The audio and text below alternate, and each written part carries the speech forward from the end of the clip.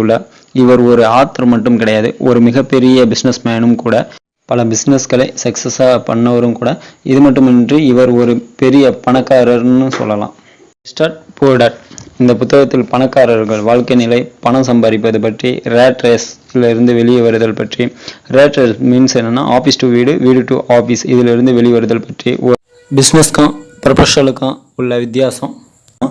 அது மட்டும் இல்லாமல் ஃபினான்சியல் இன்டெலிஜென்ஸு, அதாவது income, expenditure, debit, credit, profit, balance sheet, loss, asset, liquidity, liability. இது மட்டும் இல்லாமல் ஐடியாஸ், இன்வெஸ்ட்மெண்ட் ஐடியாஸ்னால் எதில் நம்ம இன்வெஸ்ட் பண்ண போகிறோம், எப்படி நம்ம பணத்தை பெருக்க போகிறோம், ஒரு புவராக இருந்து எப்படி பணக்காரர் ரிச்சராக மாற போகிறோம் அப்படின்னுங்கிற மாதிரியெல்லாம் சில ஐடியாஸ் எல்லாம் தொகுத்து நிறையா கொடுக்கப்பட்டிருக்கு.